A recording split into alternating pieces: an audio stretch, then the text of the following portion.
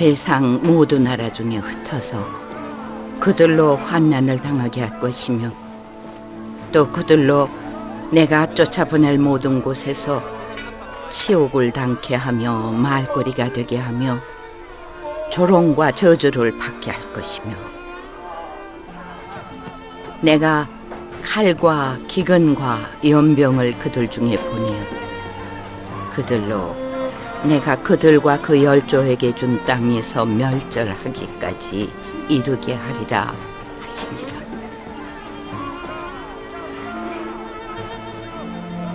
저희가 칼날에 죽임을 당하며 모든 이방에 사로잡혀 가겠고 예루살렘은 이방인의 때가 차기까지 이방인들에게 밟히리라.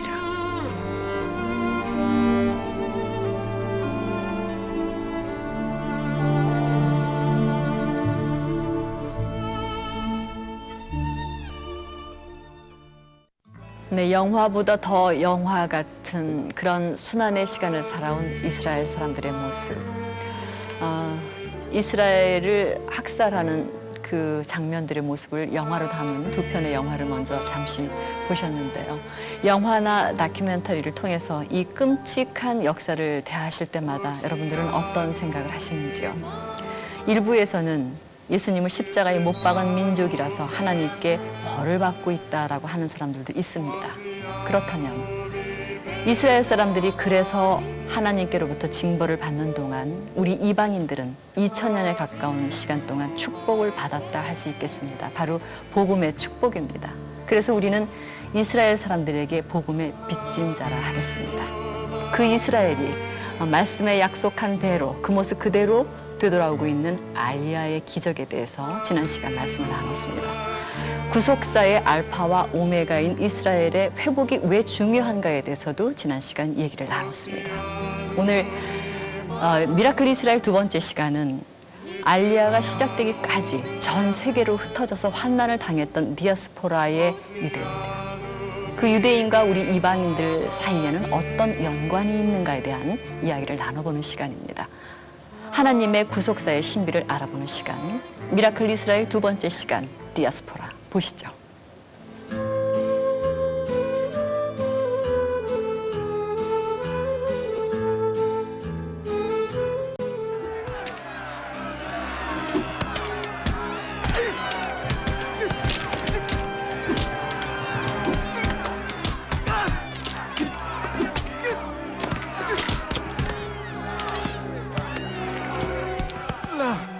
Do not hold this sin against them.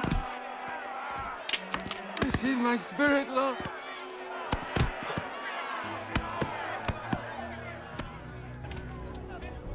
스데반의 죽음과 함께 시작된 큰 핍박. 예루살렘 교회는 사도 외에 모두 유대와 사마리아 이방 땅에까지 흩어지게 된다. 흩어져간 성도들은 이방 땅에서도 도살할 양같이 여김을 받게 되지만 그들은 끝까지 신앙을 지켜 복음은 로마 세계로까지 확산돼 갔고 결박과 채찍질, 옥에 갇히고 사자의 밥이 되거나 십자가 형틀에 매달려 불구덩이에 던져지는 핍박은 계속됩니다. 네, 이스라엘 민족이 당한 그 순환의 모습은 영화로도 담을 수 없다고 합니다. 그만큼 그들은 그 역사의 순환을 몸으로 살아낸 분들입니다. 미라클 이스라엘 오늘 그 두 번째 시간으로 예루살렘의 멸망과 그리고 이스라엘 민족의 순환의 역사, 디아스포라에 대한 이야기를 나눌까 합니다. 오늘도 도움 말씀을 주실 두 분의 패널을 소개드립니다. 먼저 키비의 장성태 부대표님 나와 계십니다. 안녕하세요. 안녕하십니까. 네. 그리고 그 옆에는 정말 희망의 색깔입니다. 오늘의 교회와 두란노 해외 선교회가 파송한 이스라엘의 정태권 선교사님 나와 계십니다. 반갑습니다. 조금 전에 물론 영화로는 봤지만 영화라고 하기에는 너무나 가슴 아픈 그런 실제보다 더 실제로 삶을 사신 이스라엘 분들, 그분들의 모습을 잠시 생각하니까 마음이 무겁습니다. 근데 이것이 그냥 지나가야 할 일이 아니기 때문에 우리가 이렇게 미라클 이스라엘에서 이스라엘 분들을 좀 더 이해하는 시간을 갖도록 하는 거죠. 예. 지난번에는 우리가 그 알리아에 대한 이야기를 나눴거든요. 오늘은 디아스포라에 대한 이야기입니다. 어떻게 말문을 열어주시겠습니까? 우리가 이제 영화를 통해서도 보았지만은 이 유대 민족이 전체가 다 디아스포라 되기 전에 네. 이 교회가 먼저 흩어지는 것을 보게 됩니다.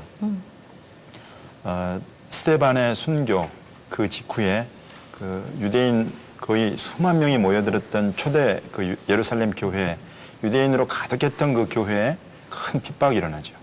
그래서 큰 핍박을 통하여서 사도 외에는 그 유대인 성도들 전부 다가 유대와 사마리아 모든 땅으로 흩어지게 됐다. 흩어져도 사실 유대와 사마리아 지경은 여전히 그 이스라엘 지경인데 그렇게 이제 흩어지고 그래서 유대인들에게 또 복음이 전해지고 또 그러다가 이제 이 사람들이 또 베니게, 구브로, 암디옥 이런 곳으로까지 흘러가게 되면서 그곳에 역시 또 흩어져 있던 유대인들을 먼저 찾아가서 복음을 전하고 또 이들 중에 이제 성령께서 인도하시는 것을 따라서 이방인들을 찾아가서 복음을 전하는 그래서 교회가 먼저 이렇게 주변적으로 흩어지게 되고 이 흩어지는 것을 우리가 디아스포라라고 이야기를 하니까 교회가 먼저 디아스포라 된 다음에 그리고 이제 AD 70년에 네. 이제 유대민족 전체가 멸망하면서 전 세계로 그 주변 지역으로 먼저 흩어지지만 전 세계로 흩어지는 그 유대민족의 디아스포라 이렇게 이런 순서로 지금 진행이 되죠. 네. 디아스포라 참 가슴 아픈 단어 아니겠습니까? 예. 근데 그 디아스포라의 원인이 무엇이라고 생각하십니까? 이제 우리가 예수님의 말씀에서 그 원인을 찾을 수 있겠습니다. 예수님께서 누가복음 19장에 말씀하시는데 예루살렘을 보고 우시면서 말씀을 하시죠.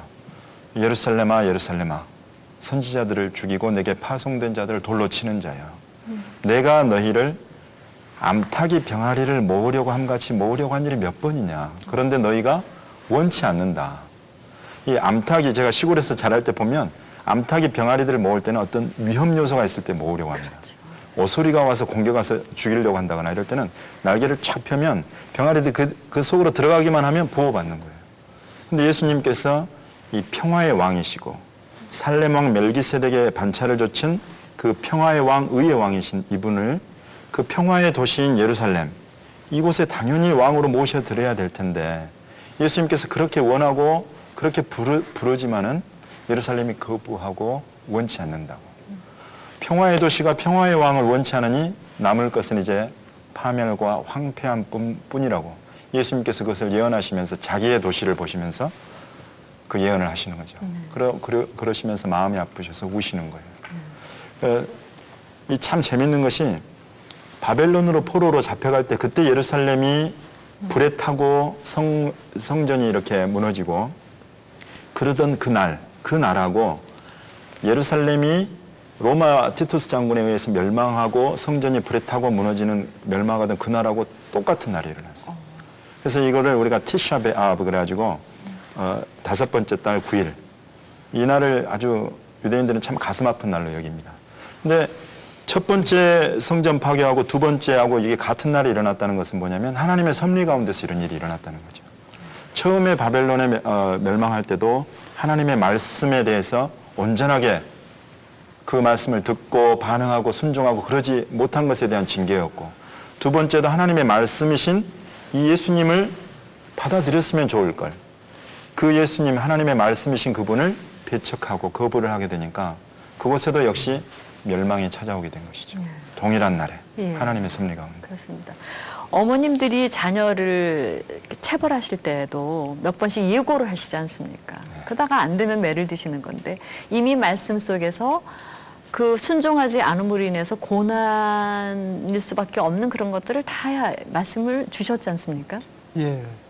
그 이스라엘 백성이 출애굽에서 가나안 땅에 이제 들어갈 때 모세가 이렇게 백성들한테 이야기하죠. 하나님 말씀을 하나님 말씀을 순종하면 어떤 축복을 받고 불순종하면 어떻게 되겠다 이런 말씀을 하는 가운데 율법을 지키지 않고 여호와 하나님을 경외하지 않으면은 그 자기네들 들어간 그 가나안 땅에서 뽑혀서 만민 중에 흩어지겠다라는 말씀이 있습니다. 신명기 28장 그게 그들이 흩어지고 난 다음에는 또 어떤 일들이 일어날 것인가를 좀 정말 그림을 보는 것 같이 이렇게 표현이 되어 있는데요. 그들이 이제 영국 가운데 흩어지면 그들이 이방인들이 섬기는 목석 우상을 섬기게 될 것이고 또 평안함을 얻지도 못할 것이고 그리고 발바닥을 실 곳도 얻지 못하게 될 것이다. 그리고 항상 두려운 가운데 자기들의 생명을 확신할 수 없는 가운데 있을 것인데 밤이 되면은 아침이 왔으면 좋겠다. 또 아침이 되면은 저녁이 왔으면 좋겠다. 이렇게 큰 어려움을 당하게 될 것이다. 이런 말씀을 이미 모세를 통해서 하셨습니다. 또 에스겔서 5장에도 보면은 이방인 중에서 지나가는 자들이 그 사람들을 보고 조롱하고 또 수욕을 당하고 또 경계가 되고 개의한 것이 될 것이다. 이런 말씀들이 있었습니다. 그러한 말씀들처럼 실제로 바벨론 포로에서 이스라엘 백성도 한번 흩어졌죠. 그러고 난 이후도 AD 70년에 그 로마에서 예루살렘 멸망당한 다음에도 유대인들은 또 흩어짐을 당하게 됩니다. 그들은 그렇게 흩어져서 당하는 그 경고가 예수님이 이미 또 말씀하시죠. 누가복음 21장에 보면은 아까 우리가 보셨습니다만은 저희가 칼날에 죽임을 당하며 모든 이방이 사로잡혀가 있고 이제 예루살렘은 이방인의 때가 차기까지 이방인들의 발에 밟히리라 이렇게 예수님께서도 말씀하셨습니다. 예. 근데 우리가 성경에 그렇게 말씀하신 건 성경이고 실제로는 그런 일이 자신한테는 나타나지 않을 거라고 생각하는 게 이게 바로 이제 불순종 아니겠습니까? 실제로 이스라엘 사람들이 흩어져서 당한 환란의 실상은 어떻습니까? 아주 비참하다고 말할 수 있습니다. 아주 가는 곳 이방 여러 나라들이 흩어졌는데 나라들로부터 고난을 당하지 또 이제 로마가 기독교가 국교화가 되면서 기독교가 이렇게 권력을 얻게 됐는데 그 기독교로부터 또 박해를 당하게 됐죠. 어려움을 당하게 됩니다. 우리가 그것을 잠깐 이렇게 살펴보면 이제 여러분들 제가 설명드릴 때 사진으로도 보시겠지만은 먼저는 이 천년경에 십자군 전쟁이 일어납니다. 그래서 이 십자군 이슬람이 당시 이제 성지를 점령을 하게 돼서 이제 십자군을 파견을 해서 그 성지를 탈환하겠다 이런 의도로 가는데 이 십자군들이 가서 성지 탈환만 한 것이 아니라 가는 길에 만나는 유대인들, 그다음에 이슬람 교도들, 모슬렘들 이런 사람들을 무차별 학살을 해요. 그리고 성지에 들어가서는 회당에 유대인들이 모여 있는데 그 모여 있는 산채로 방화해서 불을 질러서 다 죽입니다. 이런 아주 끔찍한 일을 당하게 되죠. 그리고 또 이 사람들이 이제 13세기경부터는 이슬람 지역에서는 게토라는 격리 지역이 생기게 되고 그래서 따로 이렇게 모여 살게 되는 그런 일들. 그리고 이 게토는 이제 나중에 또 베네치아에서 처음 등장하는 말이지만 그런 유대인 격리 수용소를. 그리고 이제 15세기에 들어서는 스페인, 그 당시 아주 굉장히 강력한 그 힘을 가진 기독교 국가예요. 가톨릭 국가. 그 스페인으로부터 또 고난을 당하는데 너희 유대인들 너희는 만약에 이곳에 계속 살고 싶으면 기독교로 개종을 해라. 개종하지 않을 거면은 재산 전부 다 헌납하고 떠나라. 강제 추방을 시키죠. 그래서 재산을 몰수당하고 추방당하는 유대인들. 그리고 또 그중에는 강제로 개종한 사람들도 있었죠. 그래서 개종을 했는데 또 보니까 안식일이며 이런 절기며 이런 유대적인 전통을 그대로 지켜가거든요. 그러니까 이 사람들이 가짜로 개종했네? 이러면서 종교 재판을 해가지고 이 사람들을 이제 화형을 시키거나 성벽에 매달아 죽이거나 이런 일들. 살겠다고 개종을 했는데 그 이후에 또 종교 재판을 통해서 또 죽이는 거예요. 그리고 또 이제 유럽에서는 게토가 일반화되고 유대인들을 격리시키는 이런 일들.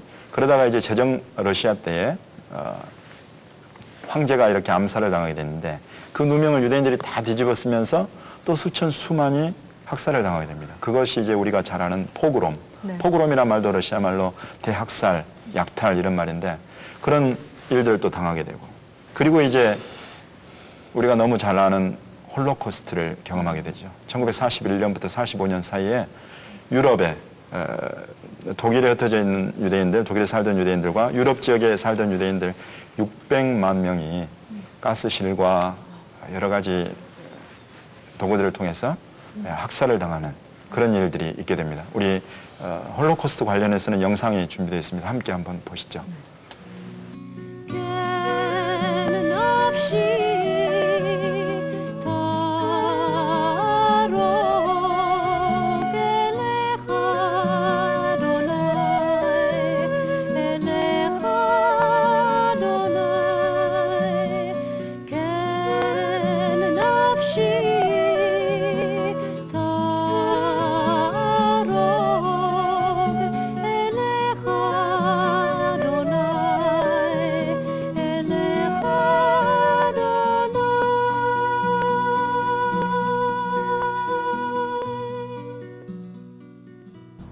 29 числа рано утром толпа тысячи, десятки тысяч евреев, коллег,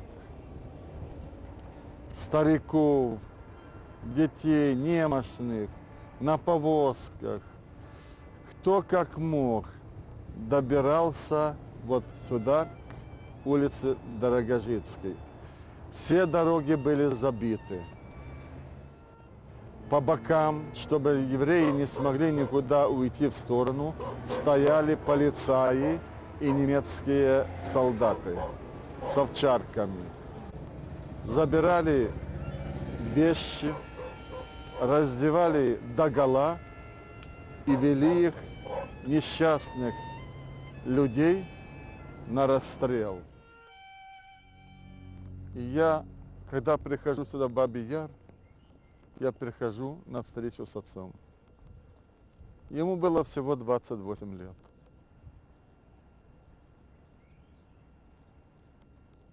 Но, к сожалению, моя мать не дожила. Она умерла в 1984 году, не узнала, где могила отца. 바로 이들이 이스라엘 민족입니다.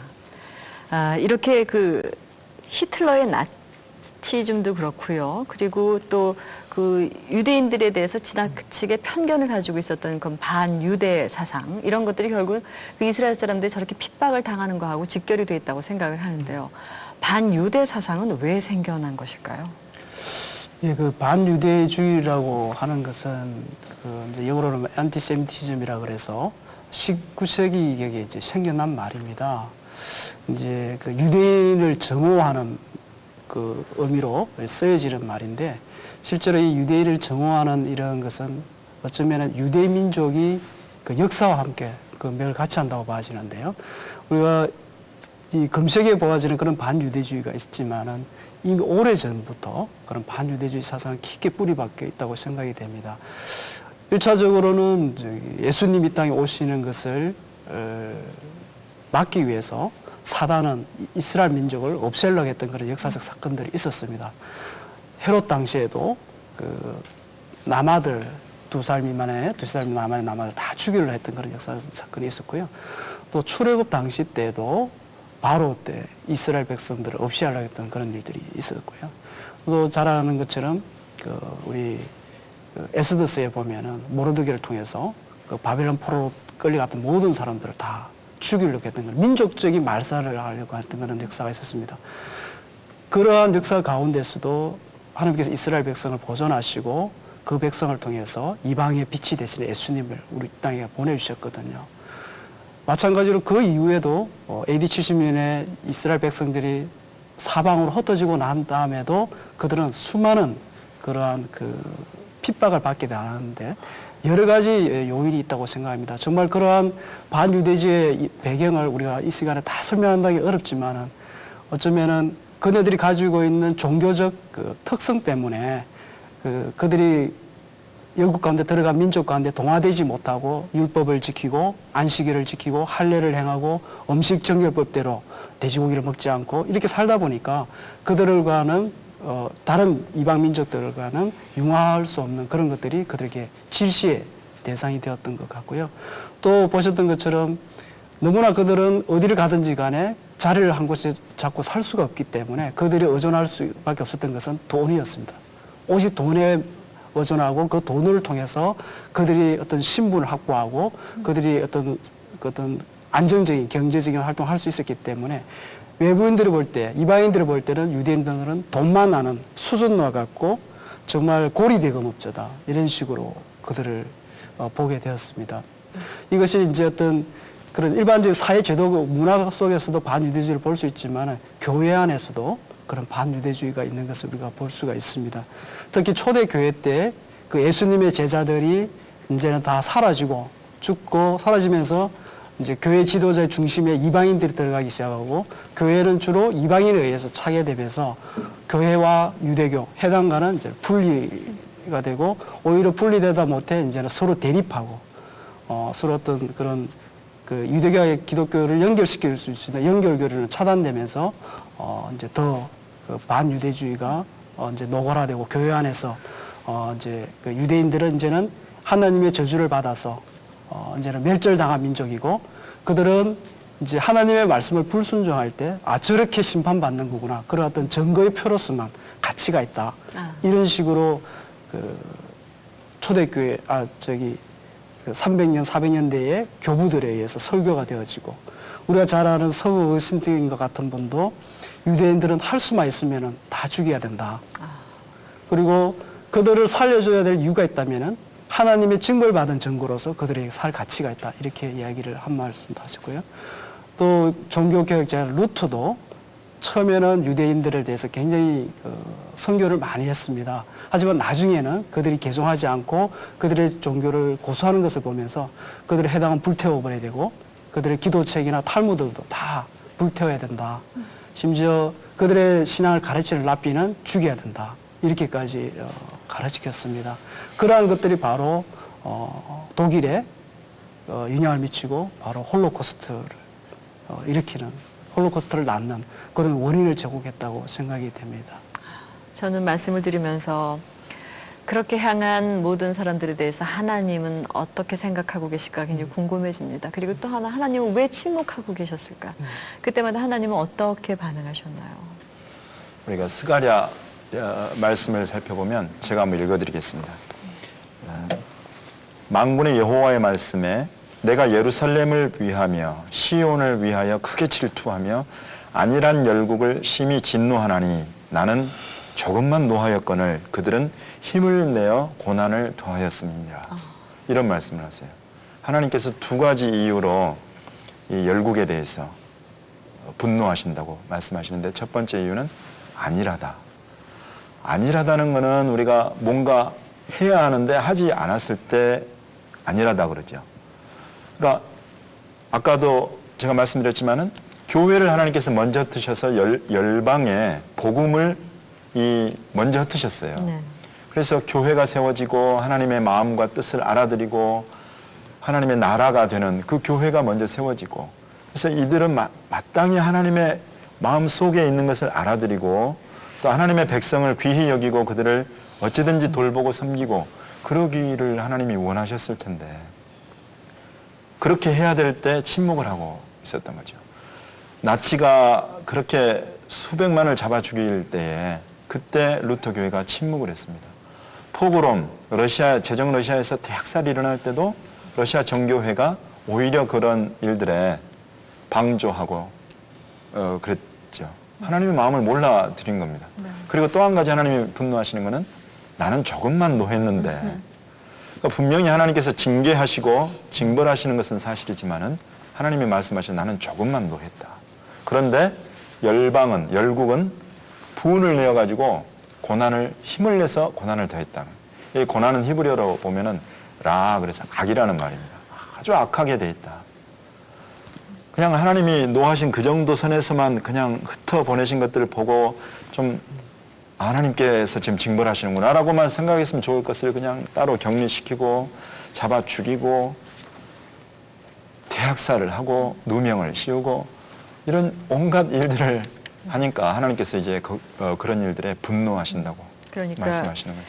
그때마다 성경을 잘못 가르친 것이 아닌가. 기독교 특히 지도층 인사들의 그 말 한마디는 얼마나 많은 영향력을 미치고 있는가 다시 한번 생각하게 됩니다. 여기서 잠시 우리가 정말 우리 이방인들에게 외치는 소리가 있습니다. 바로 이스라엘을 위해서 기도하라라는 소리입니다. 그 소리가 들리지 않으십니까? 보십시오. 왜 이스라엘이 회복되어야 하는가? 하나님이 그들을 버리지 않으시기 때문이다. 이스라엘이 회복되지 않는다면 구원의 완성은 없다. 선교의 완성인 예루살렘에 예수의 깃발을 꽂아야 한다. 이방인의 선교와 이스라엘의 선교가 하나가 될 때 주님은 다시 오신다.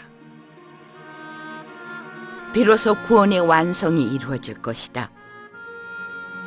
생각보다 이스라엘은 머나먼 나라이고 도무지 감동이 없는 것도 사실이지만 지금은 이스라엘을 위해서 기도해야 할 때다. 그것은 하나님 나라를 앞당기는 첩경이기 때문이다.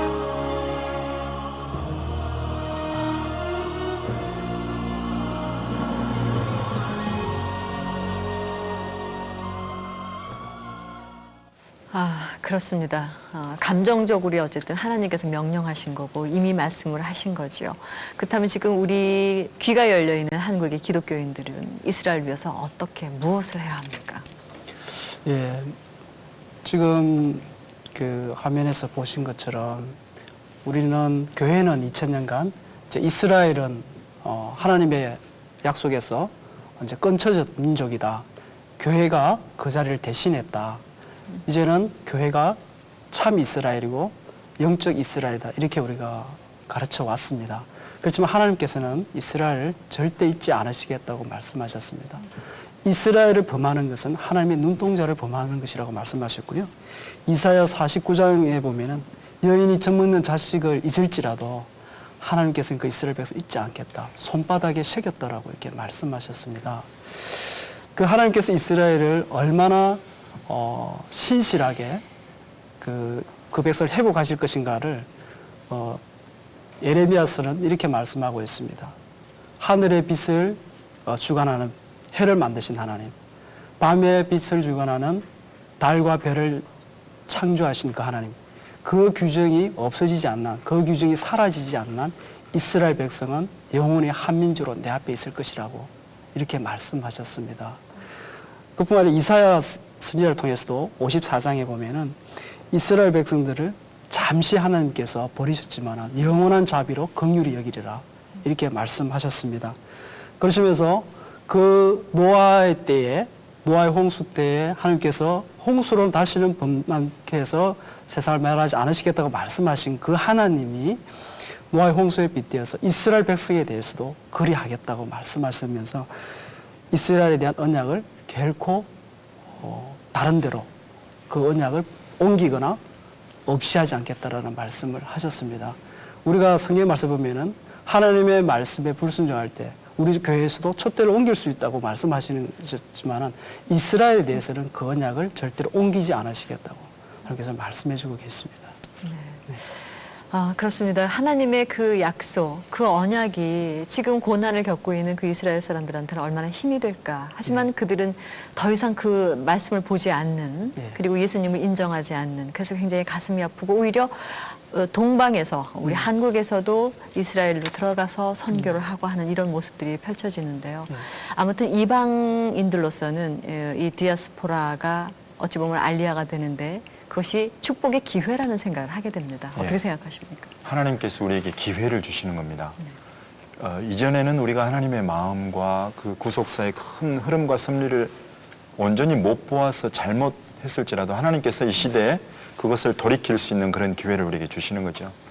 우리가 잘못한 것들은 바로잡을 수 있는 기회를 주시는 거죠.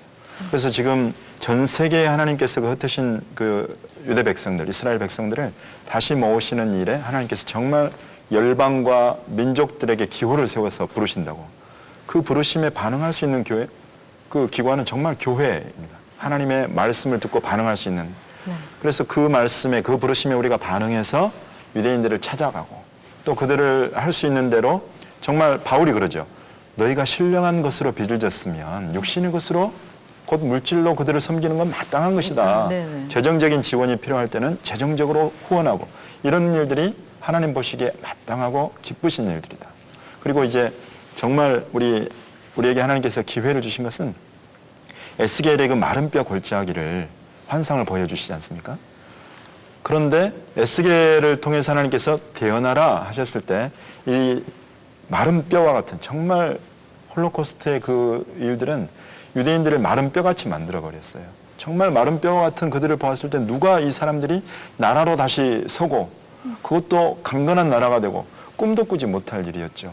그런데 정말 에스겔이 대언을 했을 때 이 마른 뼈들이 일어나서 서고 또 생기로 대언하라 해서 생기를 대언하니까 이 사람들이 일어서는데 뭘로 일어서냐면 극히 큰 군대로 일어선다. 근데 정말로 지금 이 시대에 생기를 대언할 수 있는 사람들이 누구겠습니까? 하나님의 성령이 머물고 있는 곳, 교회죠. 열방의 교회들이 이 생기, 성령으로 충만해서 이스라엘을 향하여서 에스겔처럼 손을 들어서 이제 일어서라. 남은 자를 구원하소서. 그리고 더 전 세계에 흩어져 있던 저 백성들 하나님이여 우리를 통하여 회복하소서. 이렇게 하고 순종하고 반응할 때에 정말 그들을 향해서 에스겔처럼 손을 들어 축복할 때에 이제 그들은 이스라엘은 정말 하나님의 나라 안에서 극히 큰 군대로 일어서는 겁니다. 맞습니다. 그렇습니다. 이사야서 40장 말씀에도 보면 위로하라 내 백성을 위로하라는 말씀처럼 정말 1900년 동안 그네들이 당한 그 눈물과 아픔과 그 고통을 우리가 그리스도의 사랑으로 그들을 위로하고 섬기고 그 아픈 상처를 싸매주는 일이 바로 우리한테 있다고 봅니다. 당연히 그 지나간 역사 가운데 교회가 잘못 행한 것에 대해서는 우리가 회개하는 것이 마땅하다고 생각하고 그런 회개를 또한 그리스도의 사랑으로 그렇게 전해줘야 될 것이라고 저는 생각이 되고요. 또 아울러서 그들에게 이제는 우리 예수님의 복음을 또한 그들을 전함으로써 그들에게 가리웠던 그 수군이 벗겨질 때 그들에게 운명적으로 와닿았던 그 고난의 세월들에 대해서 해석이 되어지고 그 경륜 가운데 일하시는 그 하나님을 우리가 다 유대인과 이방인 하나 되어서 찬송하는 날이 오지 않을까 이렇게 생각이 됩니다. 맞습니다. 우리에게 기회가 주어졌습니다. 일부에서는 그 성경의 말씀을 잘못 해석해서 많은 오해가 있었지만 지난 시간에 잠깐 말씀해 주신 것처럼 이제 잘못했다. 그들에게 우리가 회개하는 게 먼저라는 생각이 듭니다. 그럴 때 하나님께서는 회복의 역사를 보여주시리라고 믿습니다. 다음 이 시간은 또 어떤 이야기로 준비하셨나요? 이스라엘의 독립 과정을 살펴볼 겁니다. 1900년 동안 없어졌던 나라가 우리 눈앞에 어떻게 다시 살아나게 됐는가. 그 과정을 살펴보고 또 그것이 하나님의 나라 안에서는 어떤 의미가 있을까. 그리고 또 지금 현재 그 중동 지역에 일어나는 이런 분쟁과 관련되어서도 우리가 어떻게 보아야 될 것인가 함께 살펴보는 시간을 갖겠습니다. 역시 이스라엘의 독립은 디아스포라의 결과물이라고 얘기를 해야 하겠고 그래서 더 가슴 설레입니다. 이스라엘의 독립이. 다음 시간 기대하겠습니다. 고맙습니다. 감사합니다.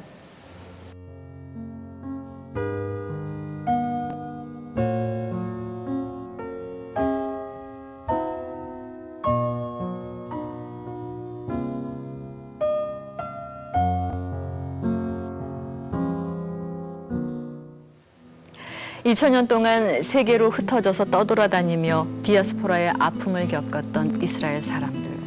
누군가는 얘기했습니다. 이 성경을 짜면 피가 나올 것이라고. 그들이 전 세계인들에게 핍박을 당했던 이스라엘 민족의 아픔들, 그리고 그들의 회복이 이 성경 안에 있습니다. 하나님은 적게 노하셨는데 우리가 더 크게 분노하며 그들을 핍박했던 것을 이제와 무릎 꿇고 조용히 회개할 때라고 생각합니다. 그 회개의 모습은 바로 이스라엘 민족을 위해서 기도하는 것이라고 생각합니다. 때문에 미라클 이스라엘 세 번째 시간, 이스라엘의 독립은 우리 모두에게 설레이는 것입니다. 그 설레임의 시간, 세 번째 시간 기대해 주시기 바라고요. 미라클 이스라엘 두 번째 시간, 디아스포라 여기서 줄입니다. 시청해 주신 여러분 감사합니다.